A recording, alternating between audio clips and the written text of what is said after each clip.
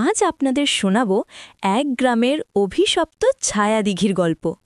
দিঘিটা এতটাই ভয়ানক যে দিনের বেলাতেও গ্রামের কেউ ওদিকে পা মারায় না। সবার বিশ্বাস দিঘিটায় ভূত আছে। বিশেষ করে অমাবস্যার রাতে সেখান থেকে নাকি ভেসে আসে এক নারীর কান্নার শব্দ, যা শুনে ভয়ে সবার বুক কাঁপে। এই গ্রামে শহর থেকে বেড়াতে আসে অন্তু, এক সাহসী কিশোর। সে ভূতের গল্পে একদম বিশ্বাস করে না। গ্রামের সবার মুখে ছায়া দিঘির কথা শুনে তার মনে কৌতূহল জাগে। সে ঠিক করে এই কান্নার রহস্যটা সে খুঁজে বের করবেই। সবাই তাকে বারণ করে, কিন্তু অন্তুর মনে জেদ চেপে যায়। সে সুযোগ খুঁজতে থাকে। অবশেষে সেই দিনটা এলো, এক ঘোর অমাবস্যার রাতে, যখন সারা গ্রাম নিস্তব্ধ। অন্তু একটা টর্চ হাতে একা বেরিয়ে পড়ল ছায়া দিঘির দিকে। চারদিকে ঝিঁঝি পোকার ডাক আর বাদুড়ের ডানা ঝাপটানোর শব্দ। তার মনে ভয় নেই, আছে শুধু অদম্য কৌতূহল। দিঘির কাছাকাছি যেতেই সে নিজের কানে শুনতে পেল সেই হাড় হিম করা কান্নার আওয়াজ। সত্যিই তো, কেউ যেন ডুকরে ডুকরে কাঁদছে।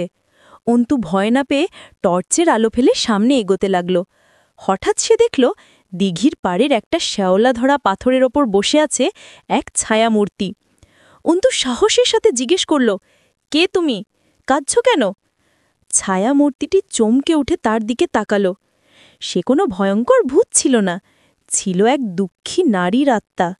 আত্মাটি জানালো তার নাম ছায়া।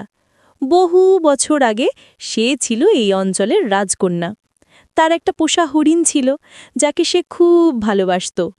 একদিন হরিণটা খেলতে খেলতে এই দিঘিতে পড়ে যায়। তাকে বাঁচাতে গিয়ে রাজকন্যা ছায়াও ডুবে মারা যায়। সেই থেকে সে তার প্রিয় হরিণটাকে খুঁজে বেড়ায় আর কাঁদে।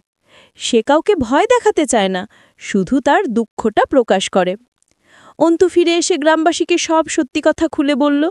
সবাই রাজকন্যার করুণ কাহিনী শুনে খুব দুঃখ পেল, তাদের ভুল ভাঙল। এরপর সবাই মিলে দিঘির পাড়ে রাজকন্যা ছায়ার নামে একটা সুন্দর স্মৃতিফলক তৈরি করে দিল। অদ্ভুতভাবে সেই রাতের পর থেকে ছায়া দিঘি থেকে আর কোনোদিন কান্নার শব্দ শোনা যায়নি। দিঘিটা যেন তার অভিশাপ থেকে মুক্তি পেল। আমাদের আজকের এই মিষ্টি ভূতের গল্পটি যদি আপনার মন ছুঁয়ে গিয়ে থাকে, তাহলে একটি লাইক দিয়ে আমাদের ভালোবাসা জানাবেন। আর এমন আরও নতুন নতুন গল্প শুনতে চাইলে আমাদের চ্যানেলটি সাবস্ক্রাইব করে আমাদের যাত্রার সঙ্গী হয়ে যান। ধন্যবাদ।